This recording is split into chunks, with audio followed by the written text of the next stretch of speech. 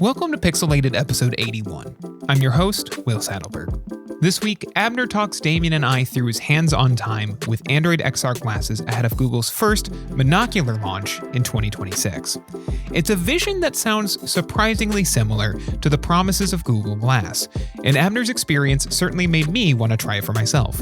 Then we briefly dive into some improvements for Wear OS before covering Samsung's One UI 8.5 beta and the wider trend of making Android look a lot more like iOS than Material 3 Expressive.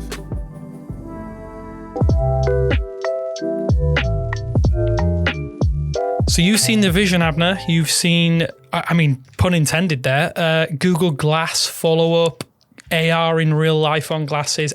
We weren't expecting it for a long time, but you are the chosen one. You were the guy who got to test this out in person. I'm very, very jealous. Please let everybody know what it's like to use these things. Okay, so I used the prototype. This is Google-made prototype, we highly assume. It is, again, this is not what we assume Samsung is going to ship. So it's a prototype with what Google calls a monocular display. It is on the right side. You only see a screen on one half of the glasses. So when I tried it out, I'm not sure if this was intentional on their part, but it started out with a music notification, basically a rectangle with the YouTube music icon. There is some color there, like red and white, the music name, whatever. So that was my first demo, which I started with Gemini. Played perfectly, like headphones, as you'd assume. The next thing I did was take a video call.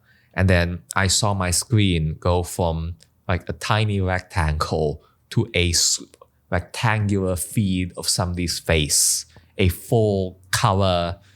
Honestly, I equated it to phone-like quality in terms of color, vibrancy, resolution. It was literally that like blowing my mind GIF or emoji or whatever. The screen literally expanded, the seas literally parted. And this is when I knew that Glass is here or coming very soon, because I think everybody assumed that to get to real AR glasses, augmented reality glasses, we would need several hardware breakthroughs. And the thing is that Google had, in 22, Google bought a company called Axiom, micro LED technology. And they bought it. They've been working on it for continuously ever since. They've been very quiet about it. They haven't publicized any advancements or breakthroughs, but that's part of the MO these days, as covered by Glass. They're only going to announce things when it's imminent, when it's close, when it's ready. And these monocular display glasses are coming in 26. There will be a gap with the audio-only versions coming first, but it's 26, and that is blowing my mind still a week later. My interpretation, I think guess nearly everybody out there listening as well, and I'm sure we kind of agree, is that we did not expect this so early. Like, did Google go into any of the details of how they've managed to make a display breakthrough, as it were? Because we were kind of expecting the 3D thing, and we'll get onto that in a little bit. But does the single monocular display paradigm, does it diminish the experience? I mean, it doesn't sound like it from what you're saying, but do you think this could just be enough for most people? Oh, it's absolutely enough. It is, yeah, I mean, this is Google's MO in general. Like with Pixel stuff, they don't really talk about hardware innovation in the way we'd like them. Like even compared to Apple, Apple goes deep on the camera. They discuss in-depth technical details. They do so on the chip. In comparison, Google has never done that. And I think we sometimes think that's lacking and makes for a poorer presentation. But they're just so focused on the end consumer experience that they will not discuss the technicals. And this is continuing today. That's to your question, monocular displays. The one where there is a display on both sides, it's what Google calls binocular. And I also tried those. Those are coming later. So what you can do with the binocular display is you can watch a movie. You can watch video. Let me say video. They pulled a random clip from YouTube. It was the Super Mario Brothers movie trailer. For whatever reason, that's what they picked. And I watched that in stereoscopic 3D from those binocular glasses. And I guess the other demo is, so on the monocular ones that are coming next year, when you have navigation, you have on the center, if you're looking straight ahead, on the center of your screen is the next direction, just like on your phone or on your watch. When you tilt your head down a little bit, you get a map that's basically like the corner map in any game HUD. It's a circular thing. You can see where you are. You can see upcoming directions. On a binocular display, you get to see a richer map that you can interact with. You can use hand gestures. You can make it larger. You can use your you adjust the side panel touchpad, and you can adjust it, and it has points of interest, etc., etc. And binocular, Google is going to start testing it with developers next year. They're going to give them prototypes, but next year, 26, the shipping product is monocular single lens glasses, and as of Monday, developers already have prototypes in their hands. This is the prototypes that I used. This is happening quickly. So my understanding is that the vast majority of these devices will be connected to something. I'm guessing it's effectively Android XR, so it's going to be powered to your phone. Is there going to be some issues with? I mean, there are not going to be many people listening to this who are iPhone users, but could potentially. I'm guessing there was no questions made about that. I find it fascinating that if this is not technically a standalone experience right now, surely there is a road to where you have a device that connects to an application on any phone. But it seemed to me that when you went for your testing, you used Android phones, right? Android only, because there's so much. So the vast majority of processing happens on the phone. For on the developer experience, for the internal experience, there's this cool little UI that literally shows up what part of the phone chip is being lit up, like CPU, GPU. Oh, okay. So everything is being streamed from the phone. It's a projection paradigm where all the hard work, there is some compute on the glasses, but not very much. The phone is the center. I think the best way to think about it is the glasses you're wearing are another screen from your phone, an extension of your phone. It's a Wear OS model. I was gonna say this reminds me a lot of the earliest Android Wear products, like the whatever the LG one was. That's the vibe I'm getting, where it's very the hardware's kind of ready, but the processing and the power that we need to fit into this chassis into something that is small and wearable might not be quite there yet for a phone-free experience.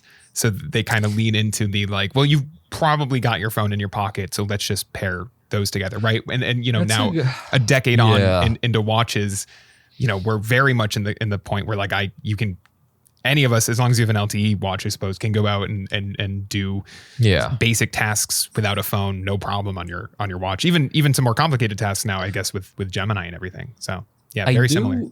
The progress of technology would dictate that it eventually get an LTE signal in your glasses, or 5G rather. Yeah. And that, I'm sure that's going to be great for your head. But right now it is an extension of the phone. And honestly, it might be a competitive advantage wise. I kind of think they do want you to use an Android phone, in large part because the apps that are, again, they're driven from your phone. Yeah. And maybe you can replicate that with an iOS app or something. But I kind of see the competitive reasons why they would want to keep it on Android. Glasses are on Android first, especially if Apple's not going with it soon. I mean, just going to the phone thing, I think that makes the most sense, doesn't it? I think most people, these are auxiliary products. It isn't the main, it is never going to be the main focus, I don't think. I think it could be in 20 years' time, we could be running around with glasses and never carrying a phone. But I think for now, that's my dream. I feel like we're still stuck in that. We're in the smartphone paradigm, aren't we? I think it makes the most sense. And as long, I mean, if this helps keep the price low, I mean, there was no indication of what the price was going to be, right? No. But yeah. I think if they can keep the price low by doing it this way, this is the best way to soak the market with this product. Like, I think there are lots of alternatives out there right now, aren't there, that just do for entertainment purposes, but this is actually a fully interactive extension of your phone that gives you a new canvas for it. The philosophy, which I didn't get too much into in my written post, is that Google hopes that you'll be more present with these glasses, that you'll take out your phone less because you're seeing the heads-up display. And again, we'll see how much they lean into that once this product launches. I am so curious how they are going to frame that, pun intended. But yeah, it is these glasses. Philosophically, they're an extension of your phone. They are another way to triage notifications. There are obviously some things that are better, like if you can see it right away rather than taking out your phone. I think that makes sense. But I guess I'm curious about their final messaging and how I'm very curious about that final messaging. Advertising, really. I'm also intrigued because you are both glasses wearers. I can't talk from a glasses wearing perspective. Could you see yourself going and getting, I mean, I know what Abner's answer is going to be right away, but this is more targeted towards you, Will. I think you're a little bit more of a less 2 feet in, head first dive in. Would you go out and potentially get a pair of prescription Google glasses or whatever the equivalent is, Samsung XR head glasses, whatever they want to call them? I don't know. It'll be some stupid name, right? It'll be glasses. AI glasses. Yeah. It's okay. AI glasses. Okay, right. Okay, so I've overcomplicated it there. But could you both give me your obvious answer straight away, Abner? But I'm more intrigued to see what Will says because I feel like he's on my side of the fence a little bit. I'll let Abner start. Abner, you go. Day one. Yes, day one. I will be wearing these as my main glasses. That's another thing about what Google has started to share about the philosophy. They want these to be your everyday glasses. And I think they want, to them, the reason it took them so long to get this point, besides the technology, is what they wanted to have enough value use cases. First and foremost, they want to make good glasses. That's why they partnered with Warby Parker and Gentle Monster, which I honestly never heard of until all this. They want to make good everyday glasses. Yeah. Once those are there, they want to start layering functionality on it. But I think from the interesting there, before we get to Will's answer, is that they are so focused on glasses, on everyday see-through glasses. In hindsight, it kind of looks like Meta, Ray-Bans, they over-index on the sunglasses part. And the sunglasses part makes it seem like a novelty. Like, you wear sunglasses pretty often, but how many people are going to get prescription sunglasses or the ones that change and use them as your daily wear? So it's interesting that they want these to be regular glasses versus almost like the novelty sunglasses that you only wear when you're outside or when you're having an adventure or whatever. So I wear glasses. I think the tricky part here for me is that I need them to probably shrink down a little bit more than where they are now. They're still a little boxy. They're still a little bulky, especially the arms. And, because I have my glasses on they're wide. Yeah. Because I have my glasses on, all day. I am very blind without my glasses. I probably can't read text farther than 18 inches away from my face without my glasses. My vision's pretty bad. They need to be something that is fully comfortable enough and has a, good enough battery that I'm not, at 3 p.m. thinking about how I need to, take my glasses off because they're giving me a headache because they're a little heavy or they need to be thrown on a charger. Right. That will come. That is to say that the first gen of these is almost certainly a pass for me just because unlike a watch, right? And I was an early watch adopter. I scrimped and saved in college and bought the first gen Moto 360 like right after it came out. And you and I made the mistake. We should have bought the G watch. We did. But it's one of those things where it's like at the time, I've been a watch wearer for a long time, and I've appreciated the switch to smartwatches, but it was like, okay, well, if this is bad or if it needs a charge, which it did, I can take it off and throw it on the charger, and all I'm doing is just not wearing a watch, but it's not really interrupting my day. And that's not true for these glasses, right? Like, even if I have to just keep a spare pair of non-smart glasses on me to switch back to, that is much more of an inconvenience than just take the watch off and throw it in my bag. So the first gen probably a pass on me. I mean, the other thing is that I do just need to,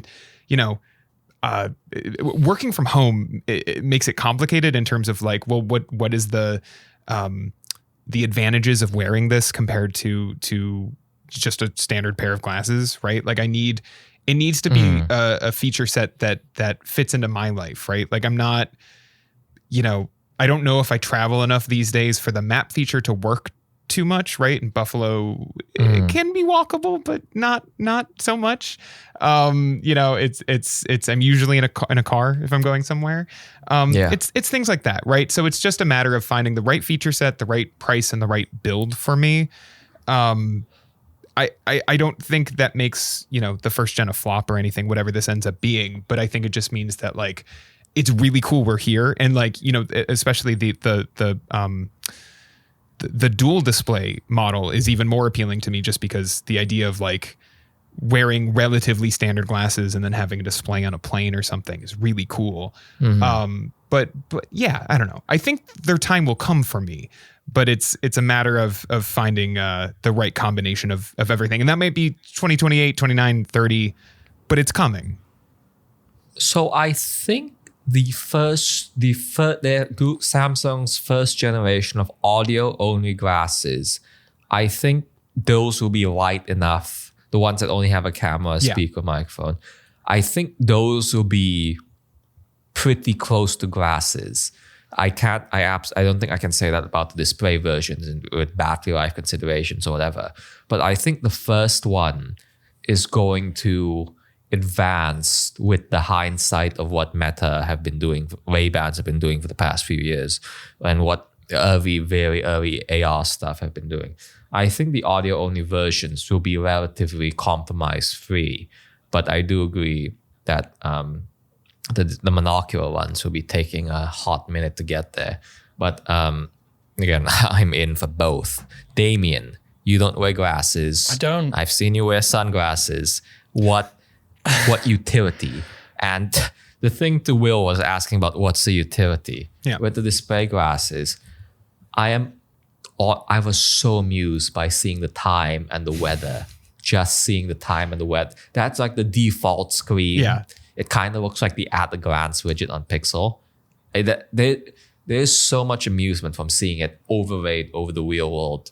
That'll be something to have fun with. That sounds to me like there is potentially cannibalization of Wear OS here.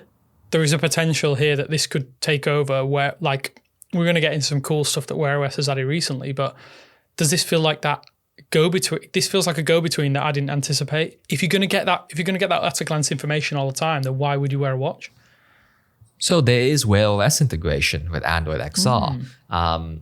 Especially in the case of audio-only glasses. After you take a picture, you'll see a preview on your Wear OS watch immediately. And you'll be able to use gestures to control your glasses instead of the side touchpad or voice with Gemini. So there is some integration there. And honestly, it's like the first time that Android's better together stuff has starting to show signs of fruition. But so Google's thing was you don't have to wear a watch to get the most of these glasses. But if you do, there's some value adds that. But in terms of the replacement discussion, I think the heart rate sensor, the fitness aspect of these watches will always keep them on our list going forward, even more so. But yeah, in terms of maybe that allows for a dumber watch design going forward, like just a Fitbit of old. So we'll see. Or an A-series Pixel watch, which I think a lot of people would love. But then again, I guess you're not going to get an A-series watch if the glasses cost $2,000. But yeah, that's a bridge we'll have to cross when we come to it. So you said there was a couple of things I kind of want to quiz you on. You had the initial demo of the original prototype. A year ago, yes. How do you feel it's progressed in that time? That's just under 10 months, 12 months? Laxium display. Yeah, the perfect 12 months. So this Laxium display, this micro LED, when I tried it last year, I was looking at like, it was strapped to a table. I was not a magnifying glass. It was like a magnifying glass setup. In the past year, they've miniaturized it. They've integrated it into the headset, into the glasses that the prototypes that people already have today. And again, going out tomorrow, launching next year. So that to me is was I guess the surprising thing on how far these display technology, the breakthroughs have happened. And in that, on that, when we have these first gen options, it's going to be very much like heads up or very brief information. I mean, I'm skeptical personally about the VR. AR is a little bit more out there in the world, and I think that's what I personally am more interested in. Do you think the way that we've had, because this feels really shunted from where we've had Galaxy XR releasing, and now we have what is potentially the bigger leap. How did you because I know you're a Galaxy XR owner, you're a Galaxy XR user. What was that like going? Did it feel like a step down? Did it feel like anything different when you were using this lighter version? Yeah, honestly, it's all called Android XR, but honestly, they're two separate operating systems. They're clearly two separate operating systems. One is running a full Snapdragon chip, the headset. The other is pared down. So the demos I tried were glasses, headset. I'd say, Google's thinking was that I think they did try to get ahead of that, but they want a full spectrum approach. They see it as you have a phone, but you always still have a laptop, and that's what they're kind of seeing it right now. Like eventually, at the end of the day, especially as we get these binocular glasses, everything will converge into one. But I think that honestly, I would say that's still a few years, but I do have to recalibrate how long I think like binocular glasses that can be used for productivity, entertainment will come. So TBD on that. But right now, they still think headsets have a space. I think personally the jury's out on that. I mean, I don't know how you feel about it, Will. I think this to me, even though you're a glasses wearer, I think this is the one that we are effectively waiting for. This is that big shift. Yeah, I think it's got to be like some kind of combination between the two platforms, right? Like I think there is a world where maybe we stop conflating like VR with AR and XR. Like I think they need to just kind of exist on two different planes, because there is of course like a world for something like the Steam frame, right? Steam frame. Yeah, right, where it's like index. Yeah, fully immersive. Yeah, exactly. It's gaming focused. It's about immersive entertainment, whether that's playing Half-Life Alyx or it's watching a movie. Yeah, or playing Half-Life 3. Well, maybe exists by the time this episode comes out, depending on the Game Awards. Who knows? Yeah. But I think there's a world for that. And then simultaneously, I think the future of something like the Galaxy XR or the Apple Vision Pro, where it's a little bit more, it can do those VR things, but it is also obviously trying to do this mixed reality world where it's kind of a jack of all trades. I think those are going to, more than anything, go by the wayside. I think those are a stepping stone to the world of glasses like this, because, it's silly to walk around with a big headset strapped to your head, even if you can see the world around you. It's less silly, even if the glasses are kind of big and chunky like this. At the very least, they look a little bit like normal glasses. You're going to approach somebody a lot easier wearing something like this than you will approach somebody wearing a VR headset. And I think that means something, right? And so I think this split, and it's funny, Abner, you mentioned that Android XR is kind of two different things right now in terms of like how it's presented, whether you're using a Galaxy XR or what you saw in these glasses demos. And I think that's just like the natural path forward of like VR and XR/AR are kind of two different worlds with two different products. And that's not So that might be good, if only because, you know, the advancements you see from these glasses and how light and small they are in comparison to VR headsets, I think will slowly trickle over to VR headsets. And while they'll still maybe be enclosed for more immersion, they'll be lighter and more comfortable and maybe have a better so battery. they're starting to do that. Yeah. So the part 2 of the Google's announcements was some Android XR headset updates where they introduced this wired glasses form factor from Xreal. It's called Project Aura. It looks like glasses. No, it looks like glasses. It's pretty thick. But it's basically, this is optical pass-through where you're not viewing the world through a camera. You are viewing the actual world, and it is AR stuff. It is augmented stuff being overlaid over your vision. This has a thick battery pack, compute pack that you clip on. There's a literal clip, but one fun part is that the surface of the battery pack is a touchpad. So there's something there. So optical pass-through is so interesting. The glasses stole the show for me, but it's a Galaxy. I bought Galaxy XR and the Vision Pro to get an approximation of what AR experiences will be. But camera pass-through, it's just pixelated. It is unideal. But the first optical pass-through device I used was these Xreals, and they are pretty good. You're seeing the full world and you're seeing a display overlaid. There's this cool feature where you can tint the lenses. You can make it blacker from almost translucent to black. So if you want a more immersive experience. But you control with the new PC Connect app. I controlled an image editing app. I played the game Stray with a PS5 controller. I think these are the better headsets. Yeah. If I had to choose between the Galaxy XR and this Project Aura thing, I'd have done the Aura because of the optical pass-through. It's lighter, it's less disruptive. It is not more immersive, but I think the optical pass-through speaks volumes. But they are still making a push because I do think Google, by the time the glasses are actually ready, I think they want full productivity use cases, complete and optimized. So they're absolutely doing it on two parallel tracks. But I agree with both of you. Glasses are the future. Do we think as well though? I know I'm going off on a tangent here, but I think it'll make sense in a moment. Do you think there is going to be some element of, we're aware that potentially we're going to get Android laptops, Android PC operating system. Do you think there's going to be some crossover here? Because it feels to me like, especially glasses with optical pass-through, could be the perfect way for this. And I don't like the term ecosystem, but it's the only best way to describe it. We now have this ecosystem of products that has never existed on Android before, and Google's never really done this previously.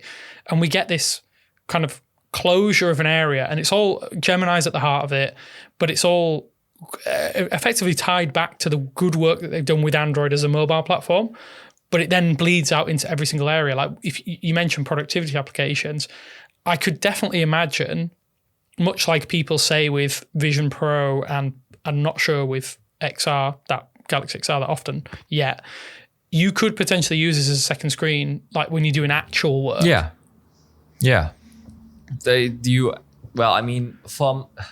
If you kind of remove the Android XR part of it, the hardware you have at Galaxy R is fantastic. It's 4K displays right in front of your eyes. You can do a lot of it.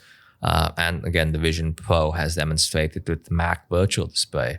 So I do think the productivity use case is there. But it's more like an add-on bonus. Like if you have this headset right now, you might as well be able to use it as another screen for the laptop where you do your actual work. I mean, the Gemini being out there in the real world though is what I think is the biggest draw for me. I mean, obviously Gemini Gemini 3.0 is a big step up over its previous iterations, and I'm sure we'll see that develop, and the pace at which it's developing is insane. This just feels like the unleashed. The real emphasis is just unleashing everything that we potentially have had previously. Like you go beyond these closed experiences, because your phone is in a lot of ways a closed experience. It's solitary. I mean, by very definition, these are going to be solitary because it's only you can see it, but it definitely feels like that, right? The step in the direction I think technology's probably wanted for 20, 30, 40 years. Like, we've all seen Star Trek, we've all seen sci-fi movies. This just feels like the first step in my lifetime beyond a portable screen that has the entire internet on it. This just feels like the most obvious iteration that we wanted for so long, and to get a display version in such a short space of time, I'm excited to see what happens with it. Yeah, I guess just to end this section of the pod, so when you're looking at display glasses, when you're looking at the display in glasses, you are staring at a point. What I badly wanted to do when I tried these demo glasses was to see what I looked like when I was staring at this particular point in the glasses. Yeah.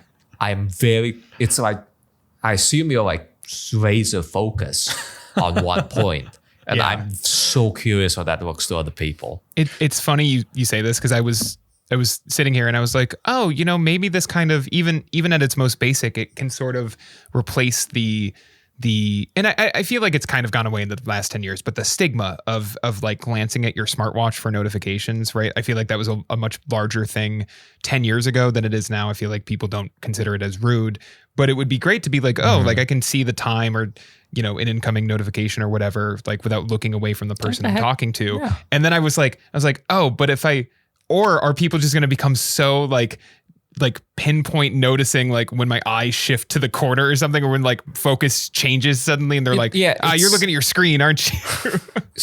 So it's at the center of the screen. Yeah. So I just think you're like looking straight ahead and not move. I don't know. I'm so curious what that looks like in person. I know Google Glass was absolutely in the corner. Yeah. But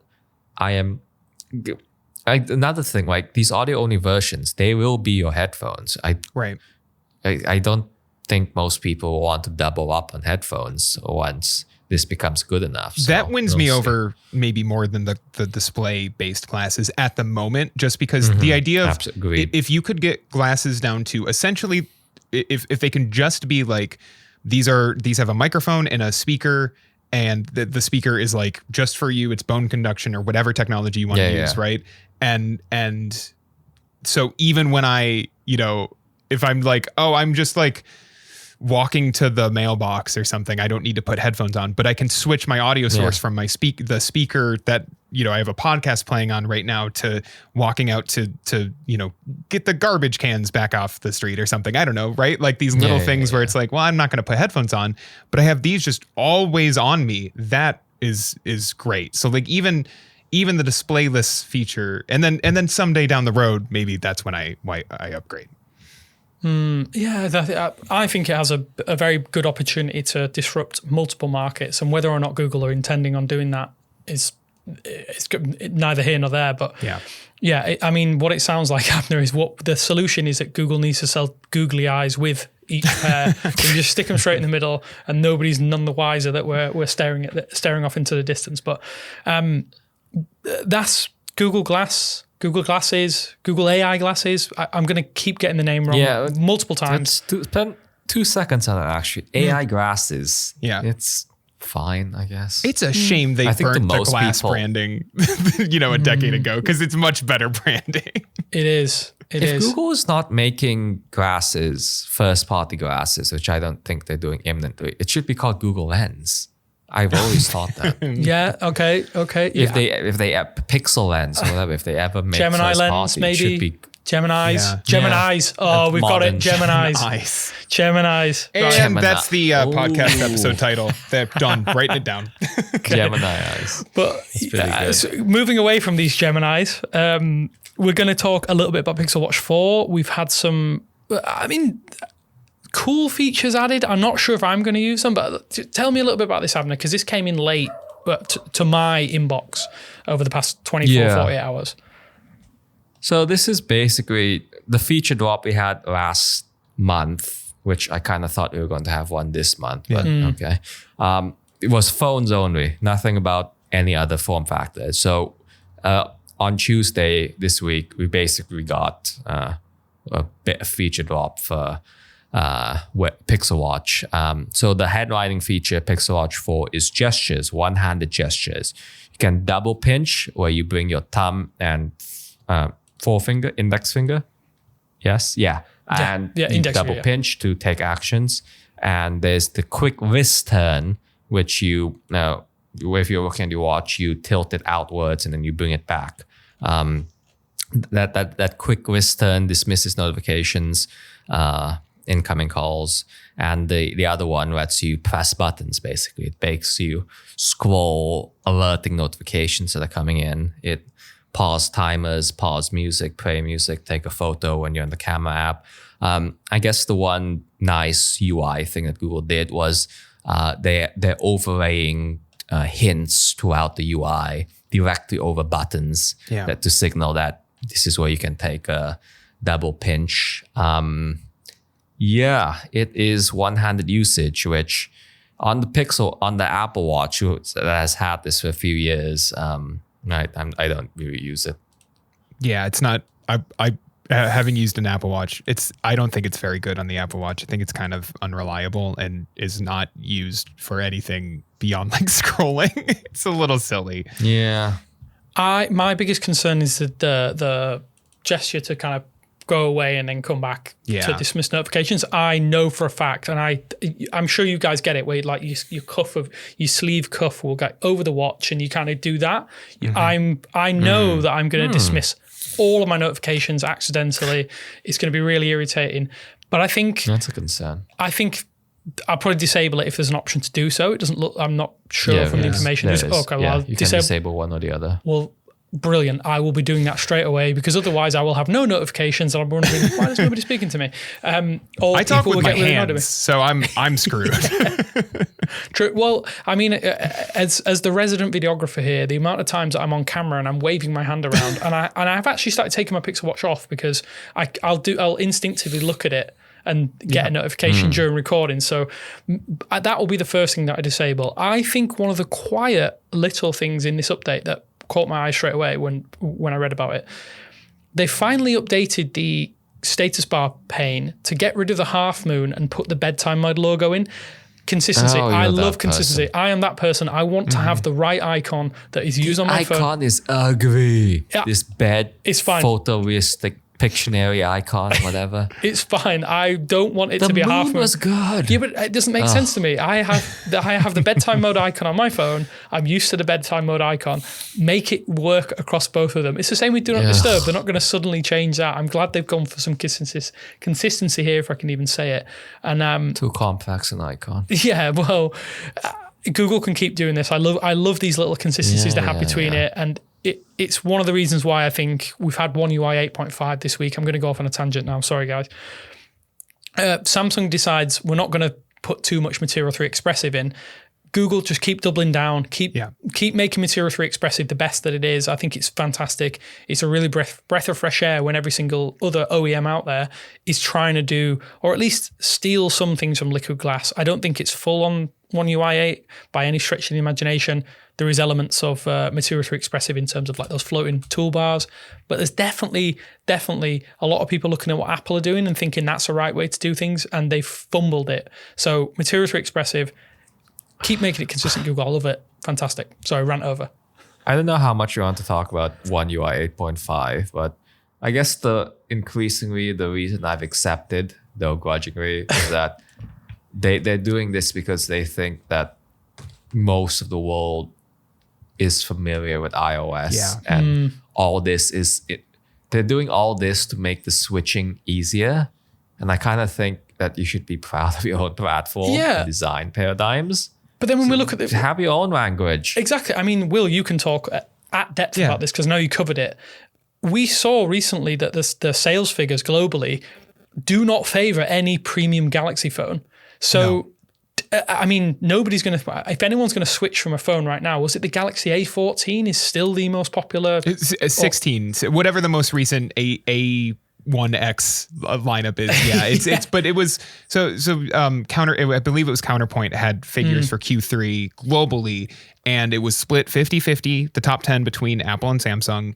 and four of Apple's 5 iPhones in there, which were primarily the 16 series because the 17 launched in the tail end of Q3. The 17 Pro Max snuck in, but I believe it was number 10.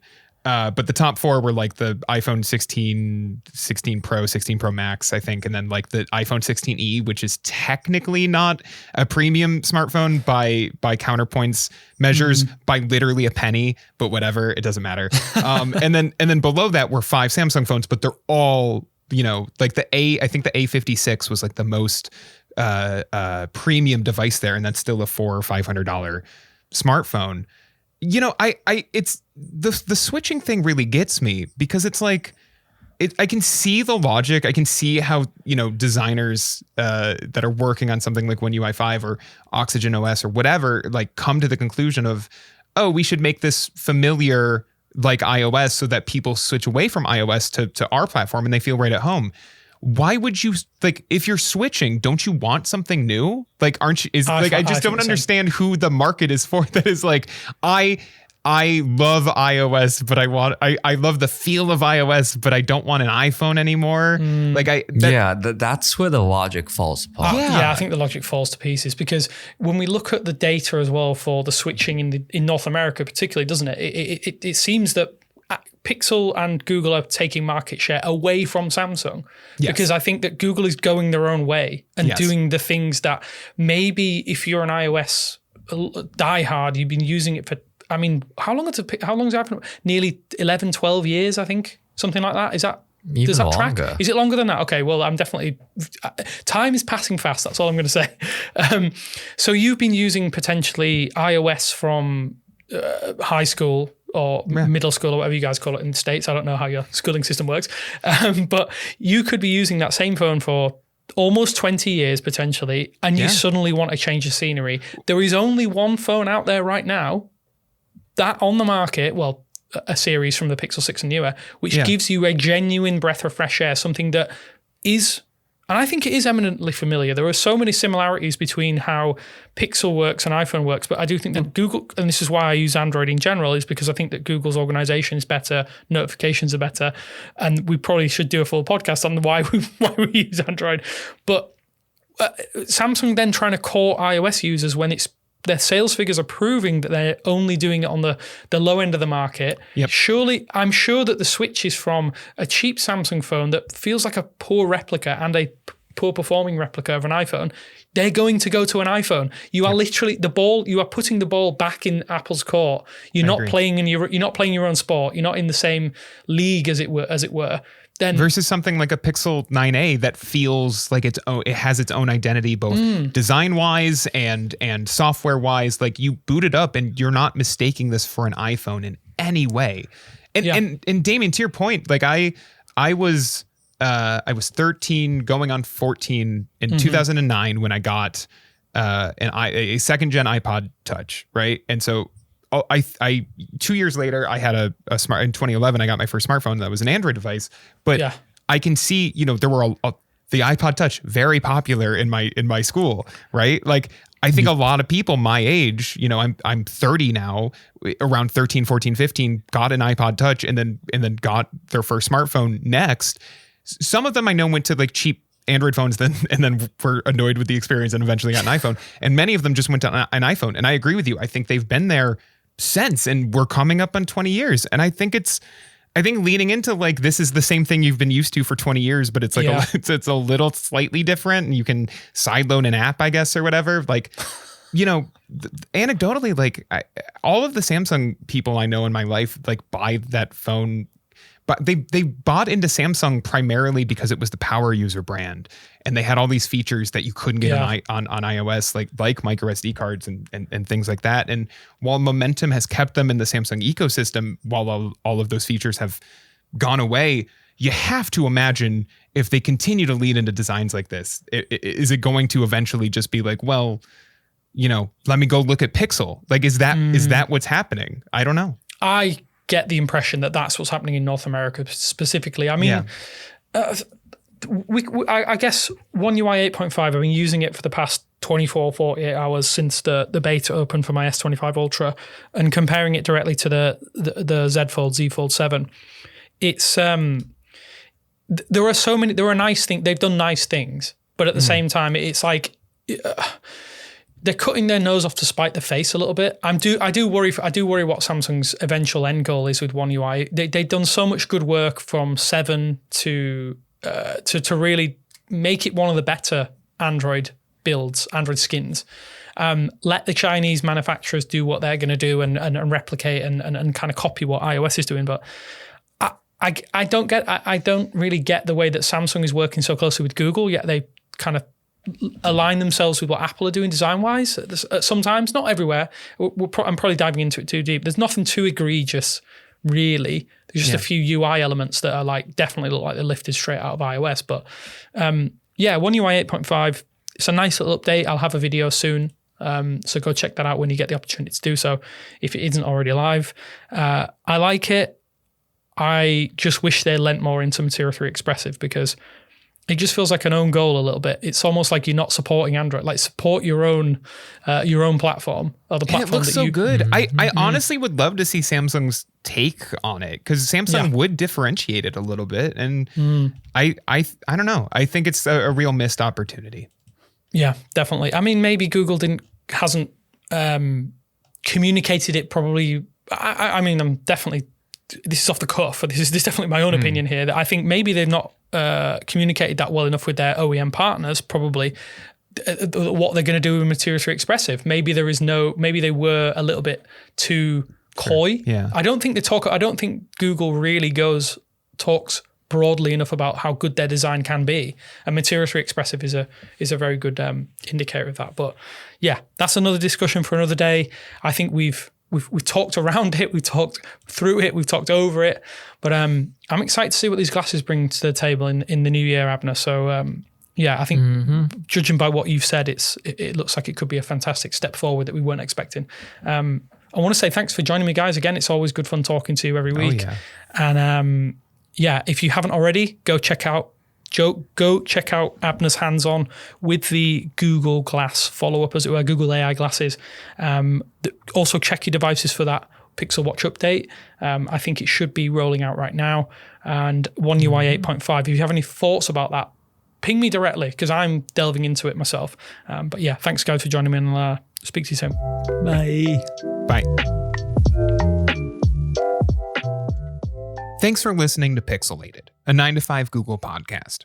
If you enjoyed the show, we ask that you rate and review it on the podcast platform of your choice, and help spread the word by sharing the show with friends or on social media.